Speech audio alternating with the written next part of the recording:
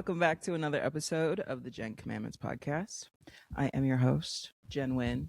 I'm an engineer currently working in Wisconsin. I grew up in the Chicagoland area and I went to college in Michigan. Hey, what's up? How are you guys doing? So, it is Black History Month. Happy February. Today we're going to be talking about Fred Hampton. We're going to be talking about the sociopolitical, climate of Chicago during that time period in the 60s and 70s. And we're going to be talking about how the FBI and Chicago PD worked in tandem to murder Fred Hampton. So that's sort of what we're going to be covering today. Before we get into that, I did want to do some housekeeping. How are y'all doing? Are you making it through this very hectic time in American culture and in American history, where I think white people are really understanding for the first time just how insistent the US government is and will be in doing and continuing their capitalist ventures, and will kill people in order to do those things. I think that a lot of white people in the country were very disillusioned by that, because it had never directly affected them and people that looked like them. And so this is sort of the first time, probably not the first time in American history, but one at least where we can, like, I don't know, take videos of it and share it with one another, where the reckless murder of civilians look like white people for not the first time ever, but certainly I think that there is a large percentage of white Americans, who did not care about the harm that happens to Americans consistently and constantly within the country, and has been happening since the United States' origin. We came to this land and literally murked Native Americans and gave them diseases and told them to go fuck themselves, and trail of tears about it. So this is really not anything that's new to our culture. I think we're not lucky for this, but thankfully, I think a lot of white people are opening themselves up to the idea that maybe the US government doesn't have their best interest at heart the way that they think that they did. I think the way that I sort of see a lot of what's happening for white people right now, as it relates to ICE protests, as it relates to that sort of thing, because I've been watching a few videos about it, and how there are, since it's Black History Month, we should bring Black people into this, right? I do think that there is this sort of feeling that a lot of white people have, that maybe the Black community isn't as loud about the ICE protests as they have been about issues in the past. And I want to implore white people to just worry about your own shit, sort of, because we too have not shown up and shown out the way that we should, for our fellow Americans. And I think in a lot of contexts, I don't know, but I think Black people are fucking exhausted with constantly needing to be at the forefront of movements. And I would really just implore anyone, no matter what you look like, to really get involved, man. Try to show up to a protest, try to show up at your local. I know that the two-party system is fucked up, but if it takes you getting locally involved with your county's Democratic Party events and that sort of thing, anything that you can do to sort of get involved in your local community in ways that will benefit, test, whatever, whether that be building the community or fighting against the injustices that happen. I think really your first action step, if you are a white person and you're like, I don't know what to do, I think your first action step would be find some local shit to get involved in. And it doesn't have to be like arguing with people on Facebook. It can literally be like, okay, I know that once a week that these people meet up at this place and I'm going to show up and see how I can help or what have you. So just as like that, I don't know why I felt the need to say all that, but like it is just an ongoing conversation that's being had. And I want to really, really implore anyone who's listening to this, if you are heartbroken, if you are devastated, if you are any of the negative emotions about what's currently happening in the country, I hear you. And your feelings about it aren't enough. Simply put, like, you need to be out there trying to help in the ways that are smart for you and your life. Well, you're still keeping yourself safe if you can. If you don't have things, I don't know, I'm sort of a little intense about it because I'm like, I'll die for a cause, bitch. I don't give a fuck. Educate yourself. If you are new to this sort of where, like, I know that I was just talking shit about white people, right? Where like I was like, y'all are late, but welcome to the party. So if you're new to the party, welcome. Your first step, in my opinion, would be to watch some YouTube videos. Okay. Like start looking into how long ICE has been around, look up the history of the police force, look up those sort of things, and this is one of the things that we're going to be going through today. We're going to be talking about Fred Hampton. We are going to be informing of a very important activist in Chicago history. So important that the FBI and the Chicago PD worked in tandem to kill him. Okay? If we have somebody this powerful talking, rallying, keep getting people together, yes, it is a dangerous pursuit to be in these spaces. However, let's talk about that on a real scale here for a second, right? This is all relevant, I think. Let's talk about how 2 white people have been killed in the last month and now suddenly people are outraged. Okay. I watched another video about this. I forget who posted it or where I saw it. I want to prepare you also if you are new in this space, right? Where this is sort of the first time that you're really advocating for people who don't look like you, right? I want you to be prepared to lose proximity to your whiteness, okay? Here's what that means. Once you go and protest, once you go and advocate for people who don't look like you, once you start standing up to your loved ones about issues that have been present within the United States since its origin, you are going to start, my apologies, losing proximity to whiteness. And what that means is you are going to become less and less safe as a result of your whiteness. Because these two really good and Alex Preddy, right? They were out advocating, they were out protesting for people who did not look like them, right? As a result, those ICE agents, those police officers, the people in power, they are going to start looking at you like you are no different than their stereotypes and their ideas of what people of color are.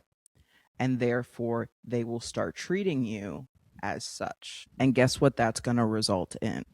You have a higher chance of getting shot, babe. And that's the reality of it. Is for white supremacy, in my opinion, for white supremacy to be dismantled, for white supremacy to be overtaken in this country, it's going to take more than 2 white people in Minneapolis to die.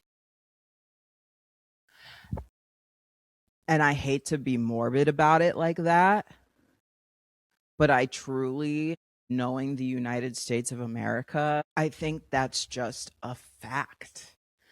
And I don't know. I don't know. We'll have to see, right? But this is only the beginning as it relates to like people dying while protesting.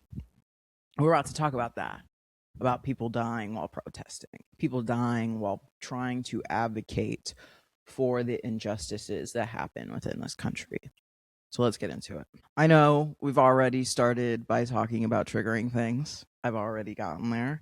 But before we start into the content itself, I did want to give just like a content warning, right? This episode discusses historical and systemic violence carried out by the state institutions, including police brutality, government surveillance, and political repression. It includes discussion of the assassination of a civil rights leader, as well as references to racism, anti-Black violence, and abuse of power by law enforcement and federal agencies. Trigger warning. So, the best way to sort of frame Fred Hampton, I guess, at the beginning, how I want you to picture Fred Hampton is sleeping peacefully next to his pregnant fiance. That's how I want you to picture Fred Hampton. Yeah. That's all for now. So before we get into Fred Hampton himself and how he started, and sort of his reign, that sort of thing, I want to sort of talk about the sociopolitical climate of Chicago during the 1960s. So at the time, Mayor Richard J. Daley, if you are familiar with the Daley Center, which I think is the courthouse, right? Is that like the big government building? I think that's where I went to go to Giglio's hearing, if I'm not mistaken. So I think that's one of them, the Daley Center. And then they have Daley Park, which is very interesting to me upon learning all this, because I didn't know how much Richard Daley was such a really wanted to segregate the communities. And if you are aware, Chicago remains one of the most segregated cities in the United States, even today. And Richard Daley was a big part of that. From what the research that I've done, my notes says he governed Chicago through a powerful political machine that centralized authority and discouraged dissent. He really used his police force as an authoritarian group almost. If so, in order to do this episode, I watched a lot of YouTube videos. I read a little bit, and then I also watched Judah and the Black Messiah, or Judas. But anyway, I watched Judas and the Black Messiah like 2 or 3 times, and very good movie. But in it, it really portrays Daley as this like really do whatever the fuck I tell you to do and don't question me about it, you know? And so I really think it's interesting that we still have a couple things named after him, because I'm like, I don't know, is Richard Daley like really all that for real? Like, should he be the name on things? But anyway, I also wrote in here that city institutions, including police and courts, were deeply intertwined with mayoral power. So, like I said a little bit, Daley used the police as his personal, like, not hitmen, but as we talk more about Fred Hampton, we'll see how the Chicago PD and the FBI sort of worked together with their inside operative to and sort of used that inside operative and like really pressured him to do things to Fred Hampton that he was uncomfortable with, you know, like as much we'll get into him as well. His name was William. We'll get into him as well, but really William was a victim in this as well. And we'll it's not really for me to have an opinion about like the type of Black people who like go and want to be a part of the white boy game, especially back then. I completely understand for survival. It's like being Glinda, right? I understand why for the instinct is to want to be a part of the oppressor, you know? Like, if I act this way or whatever, I will be accepted by, I will gain proximity to whiteness. And one thing about white people is like, I don't think that there is a way to gain like proximity to whiteness outside of being white. And even if you do gain the proximity, it will never be enough to then being white. Does that make sense? And so that's sort of Mayor Daley. And then here is the context for the Chicago PD during that time period. The CPD had a documented history of aggressive policing in Black neighborhoods. This is pre the projects.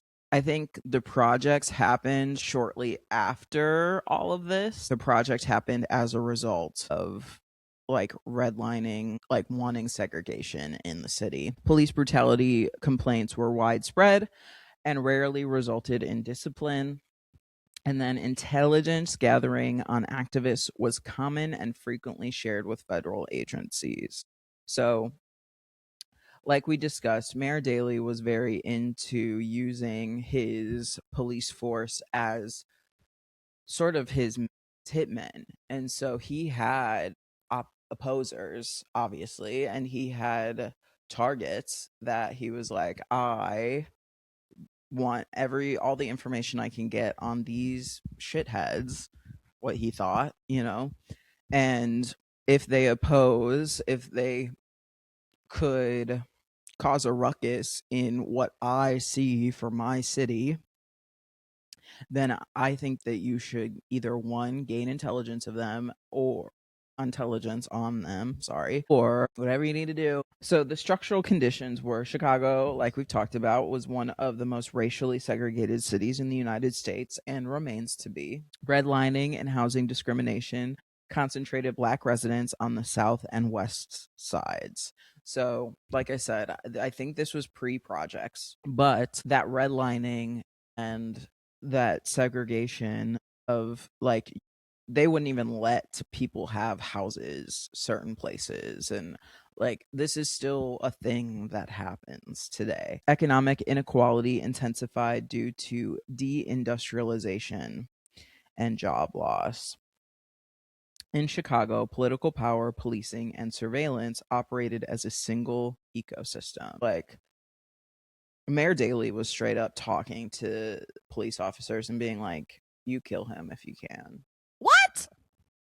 So, now let's sort of talk about who Fred Hampton was, okay? Fred Hampton was born on August 30th, 1948. He was a youth organizer in the NAACP prior to joining the Black Panther Party. He became a chairman of the Illinois chapter of the Black Panther Party. And he was known for his charisma, and he was known for, when I listen to him speak, I can't help but like truly understand that he felt what he was saying with every fiber of his being. And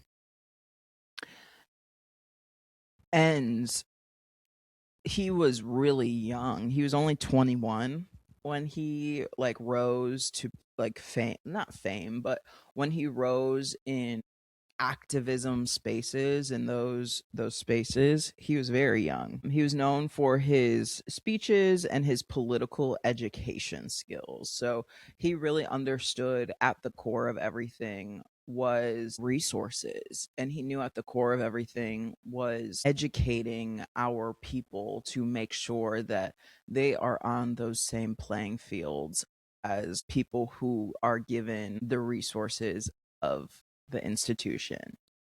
Because that's really truly, at the end of the day, I don't think, if I, not for me to say one way or the other, right? If I had to guess what the future of coexisting looks like, is like, I don't know. I don't think that a lot of people of color, Black people, Latino people, etc., I don't know if many of them, I'm sure there are some, right, who want to be a part of the institution and who want to fit into quote unquote white white culture or American cult, or what, be a part of those institutions in whatever context that looks like for them. I'm sure that there are people of color who yearn for that. However, many of the people of color that I've spoken to don't really have a desire for that. Many of them just want the same opportunities presented to them as what the institution provides. And I think that's the difference here. Is Fred Hampton really understood that, baby, I don't want the institution. That's not, I want to create an institution that's equal or better. And that's really scary, because I think a lot of white supremacy relies on the people who are outside of the group to desire to be in the group so bad that they bend to be whatever white folk expect them to be. And someone like Fred Hampton was really scary to the institution, because he was willing to go to violent ends. And we'll get into that a little bit. He said, baby, if them pigs is funny, if they finna shoot you, you shoot back. And period. Not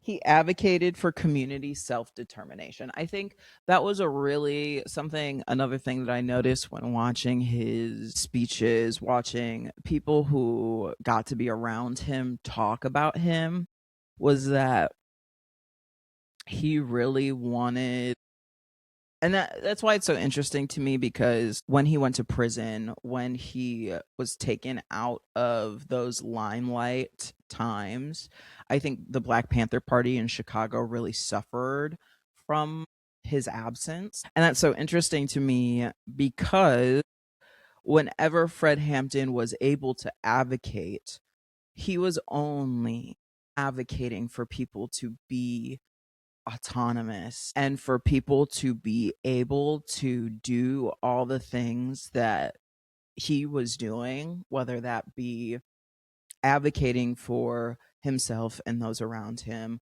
whether that be creating community resources for himself and the Black community around him, whether that be creating a whole rainbow coalition. We haven't even talked about that yet. But his main goal, from what I can tell, was to empower the people to stand up to their oppressors in any context. And listen, obviously his main context was the white institution who was trying to literally murder them in the streets. Okay? But in general, he wanted his community to be self-determined and autonomous. And he emphasized discipline, unity, and collective struggle. I think unity amongst different marginalized groups even was a huge part of Fred Hampton's end goals. And he even worked with the Young Patriots, and we'll get into that here in a second. But that he wanted to bring those marginalized, because listen, you have way more bargaining power as a group, as a collective, than you ever have as an individual. And I mean that in any context. I mean that if you when all your coworkers band together and talk shit about your boss, I mean that in any context. If you have a group together and you all say, hey, this is bullshit, you're going to have way more power than 5 individuals coming up to somebody individually and being like, this is kind of bullshit, right? Come here, Bubby. Okay. Now that we've talked about Fred Hampton, we've talked about Chicago's sociopolitical culture, let's talk about the Black Panther Party during the time period, okay? So the Black Panther Party in Chicago specifically was founded in 1966 by Huey P. Newton and Bobby Seale. The mission included self-defense, community programs, and political education. So first, they started a free breakfast program within the city. That's number one. And during this free breakfast program was where Fred Hampton got arrested. Actually, that was a part of the movie. I don't know if that was part of real life, but in the movie, that's how it happened. And they emphasized political education and disciplined organizing, but they also operated within a city that had a violent history of police brutality, right? And so they would have armed reactions to that police brutality. What do I mean by that? A motherfucker shooting at you, they shot back. And it was in their mission statement that it would always be defensive. It would never be an offensive pursuit to kill the Chicago police officers. However, if they witnessed police brutality against their people, they were going to buck back. However, community aid programs were the central piece of the Black Panther Party.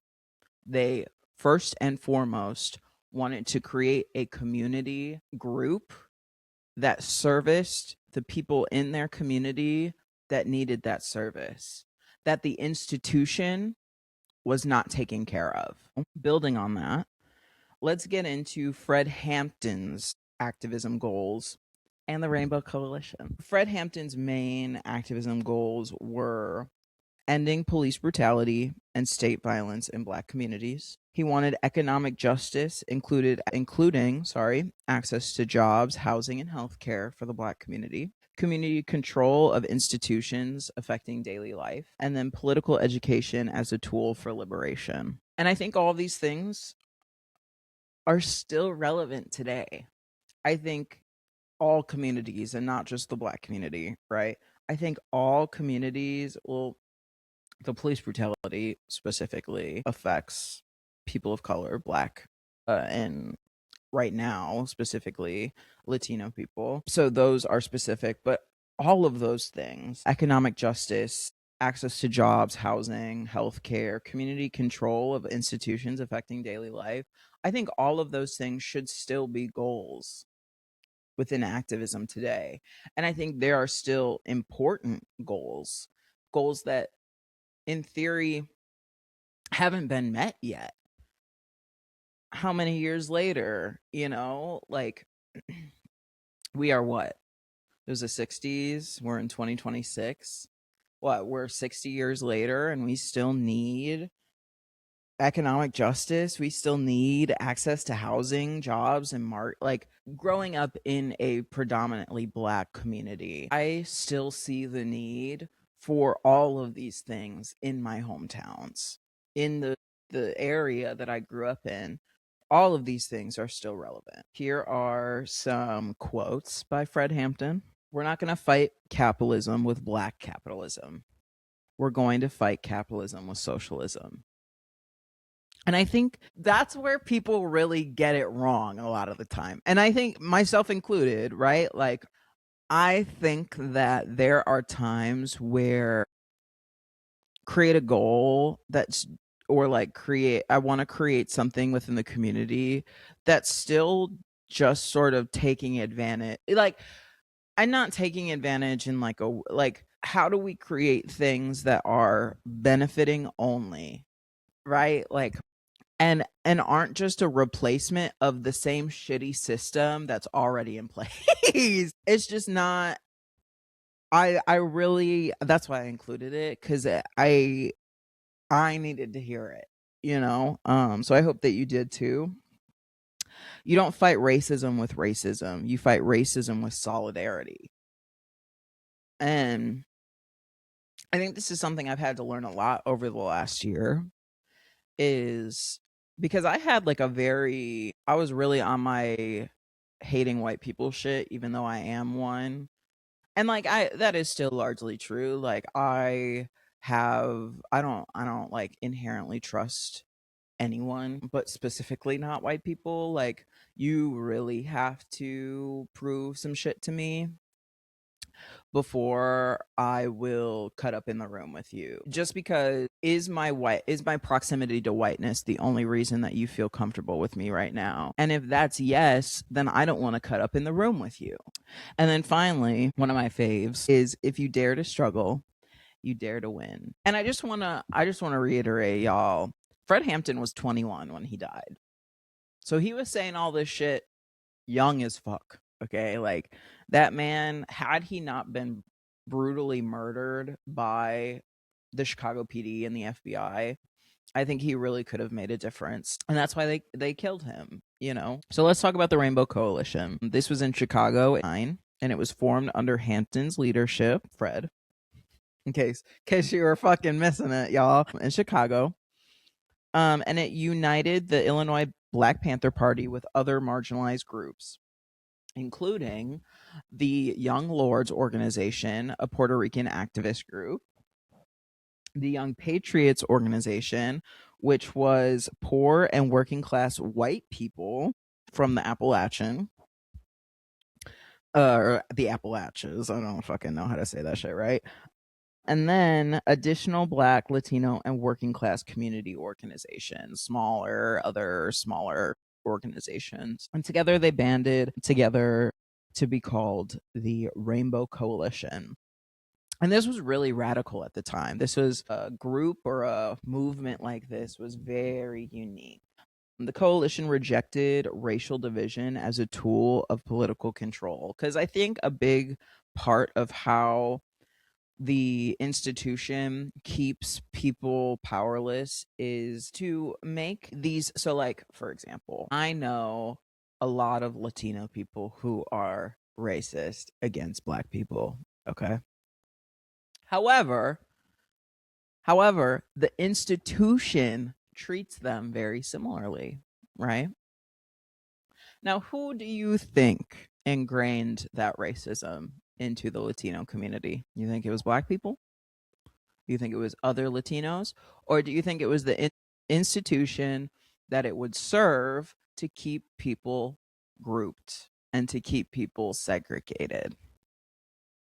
That's all. It framed oppression as both radical and economic. One of Fred Hampton's big movements or big thoughts was how racism was a tool that drives capitalism. And I agree. For him to lead by example, he was like, listen, we gonna bring everyone together and we gonna talk about how all this shit is intertwined and how it really benefits the institution, that we all hate each other. And then finally, one of the final reason why I put here that this is a radical idea is that it challenged the political machine by organizing across traditional boundaries. Those traditional boundaries being race, ethnicity, sexual orientation, you know? Next, we're going to talk about why this coalition threatened the powers that be, right? So the historical pattern is political power in Chicago relied on dividing communities along racial and ethnic lines. Okay, this is prominent in the way that Daley used redlining. Like this is all feeding into this greater, like, stay within your racial, stay within your religious, stay in whatever boxes that you have been entrapped in your whole life. Stay in those, and me as the institution will benefit by this by making you feel afraid of anyone outside of those things.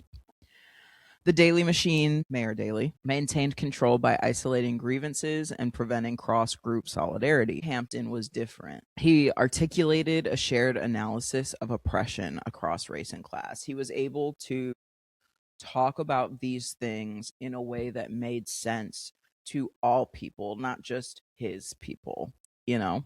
He organized groups the state typically kept separate or in conflict, and he combined political education with tangible material programs. One thing about Fred Hampton that I really admire, that I'm excited to get more into this year, is actual programs and actual things that walk the walk. You know, I think it is very easy as an advocate, as an activist, to say all these things, right? I'm sitting here on this podcast, I'm telling you all the ways that I think we need to be better or whatever, but I'm not really out here creating anything yet. Hampton's like huge. The reason why he gained such popularity was it was so obvious in all of the actual program, like the free breakfast program, in the way that he would let anyone stay with him if they needed it, the way that they had like a Black Panther office. You could show up,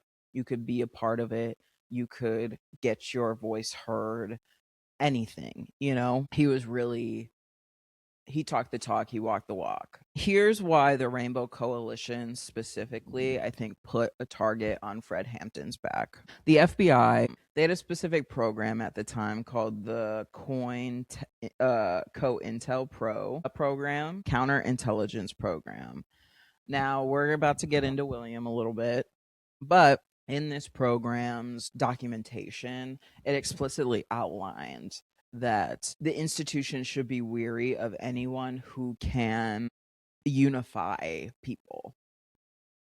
Yes. So Hampton's Rainbow Coalition matched this profile exactly, right? So the FBI, once Fred Hampton really got people together in a big way outside of the Black community, right? Because the work that he had done within the Black community specifically was big. And I think that regardless, he would have gained enough traction to be a big enough threat to the Chicago PD and the FBI that he would have gotten murdered regardless. However, I do think that the Rainbow Coalition created such a big sense of fear within the institution that they moved quickly to murder him as a result of the Rainbow Coalition. One of the big notes that I had here was the institution was not afraid of anger. They witnessed anger frequently. They were afraid of unity. So let's talk more about the federal surveillance of it all. So FBI Director Edgar Hoover viewed the Black Panther Party as a major internal threat. This counterintelligence program aimed to disrupt, discredit, and neutralize. Neutralize was a big word that was used in the movie specifically to neutralize political organizations. And the way that the movie used neutralize was murder as like a code word for murder. But in this context, it just means to make them not as loud, I guess. Neutralize, though, yeah. Fred Hampton was identified in internal FBI documents as a potential quote-unquote Black Messiah, capable of unifying Black nationalist movements. And then here is some of the verbatim FBI memo excerpts. 67, FBI directive quotes, prevent the rise of a Messiah who could unify and electrify the militant Black nationalist movement. Internal guidance of that program, the counterintelligence program, emphasized the need to neutralize leaders rather than rely on traditional prosecution. At the point of Fred Hampton's like rise and really he was in it for real, even when he did get arrested. He got arrested for quote unquote, he got arrested for stealing $70 worth of ice cream. They put him in prison for 4 or 5 months for this. And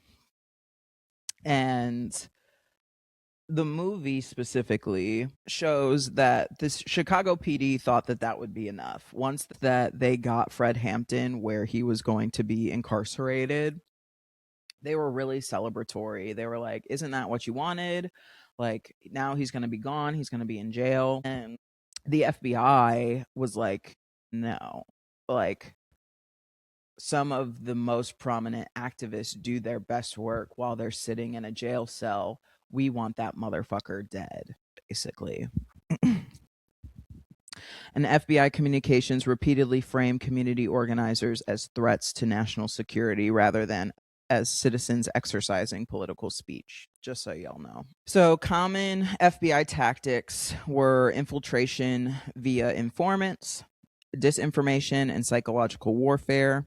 surveillance, harassment, and intimidation, and then encouraging internal distrust and factionalism. One final thing about the co-intelligence program is that it was not about law enforcement, it was about political control. So I don't really want to talk about the Chicago Police Department anymore. They operated with broad discretion under Daley's administration. Police raids on activist organizations were common and publicly justified as crime prevention. Like, they would go and fuck with the Black Panther Party's office and they would raid it, and they would the movie portrays, none of the videos that I watched discuss this in depth, but like the movie shows a shootout between the police and the Black Panther Party in the from the office. And obviously I think that happened. I don't know why they would show it if it didn't, but this was something that was common from what at least the movie hinted at, It was just sort of implied. And then CPD leadership maintained close working relationships with federal law enforcement. The FBI recruited and controlled an inside operative, William O'Neill. So now we'll get into William O'Neill. He is the Judas of Judas and the Black Messiah. William O'Neill infiltrated the Illinois chapter of the Black Panther Party and became head of security. He reported directly to the FBI while posing as a trusted member of the Panthers. O'Neill provided a detailed floor plan of Fred Hampton's apartment to federal agents, and that floor plan identified Fred Hampton's bedroom, allowing those federal agents to later murder him. The Chicago Police Department carried out the raid with federal knowledge and coordination. So, something that's important to note about the murder of Fred Hampton is Chicago PD was the one that carried out the raid and the murder. However, is it in here?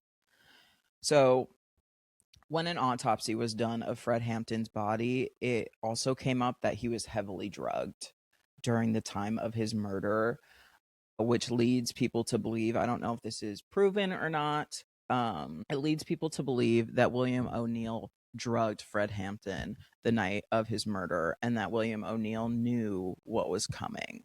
He knew that the police were going to come and raid Fred Hampton's apartment and kill. Let's talk about William O'Neill just a little bit. William O'Neill was recruited by the FBI after being arrested for car theft and impersonating a police officer. He was offered leniency in exchange for infiltrating the Black Panther Party. The FBI paid O'Neill and evaluated his usefulness in formal reports. So O'Neill wasn't given necessarily a fair shot either.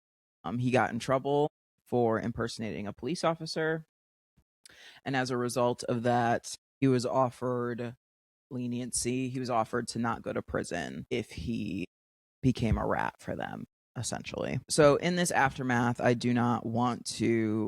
Obviously, William O'Neill deserves some shame. However, it's not for me to give him. So I do want to note that O'Neill later expressed fear and remorse regarding his role in Hampton's death. And in 1999, after participating in a documentary about the assassination, O'Neill died by suicide. William O'Neill did finally tell the truth and became a part of a documentary that told the truth about Fred Hampton's assassination. And I think, if I had to guess, once he allowed people to know the truth, he felt, quote unquote, free to, and this is not quoted, this is my quote, free to release himself of his own guilt for going against truly a party of people who wanted nothing but the best for him and his people. So O'Neill's story, in my opinion, demonstrates how the institution relies on coercion, it relies on secrecy, and it relies on disposability. Because do you think the FBI actually gave a fuck about William O'Neill? No, of course not. William O'Neill was trying to do everything he could to save himself. in a system that is not built for him. So let's finally talk about the assassination itself. The raid began in the early morning hours of December 4th, 1969. Occupants were asleep at the time of entry. Fred Hampton was heavily sedated and did not ever regain consciousness after he was heavily sedated. Police shot Fred Hampton multiple times at close range. Survivors reported hearing officers confirm Hampton's death after the shooting by saying, "Yeah, he's good and dead now." FBI and police narratives initially describe a gun battle. However, independent investigations and forensic evidence contradict this account. It was shown that there was a gunshot that was sent back at police. However, it is thought that that single gunshot was like a reactive after somebody got shot. It wasn't super intentional. This was not a shootout, but a targeted raid enabled by FBI.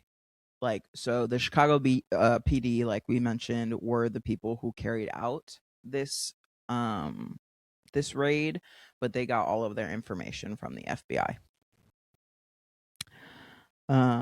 The initial police narrative falsely described a gun battle, like we've talked about. My apologies. Journalistic and community investigations challenged these official accounts, and a civil lawsuit resulted in a settlement paid by the city, county, and federal government, but no criminal convictions were occurred so none of those police officers, none of the FBI agents, the president, the mayor, no one was held accountable for the murder of Fred Hampton. So I want to just sort of think back, right? So what does this mean?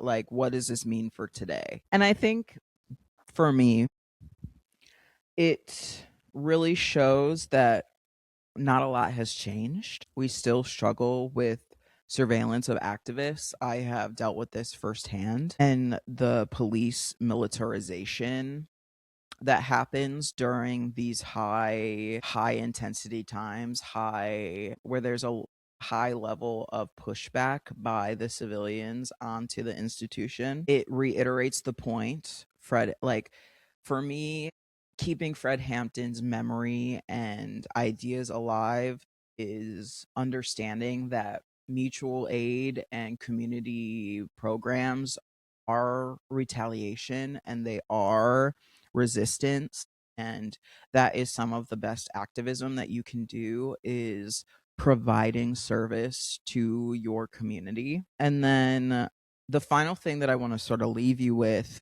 is this need for solidarity across all marginalization. Anyone who does not feel serviced by the institution, we need to band together and create our own community services that are just as beneficial as the institution, while just being like, fuck them, bro. Fuck the institution. You know, that's really, if I learned anything this week by doing the intense studying of Fred Hampton that I've done, it is to be unified in our work.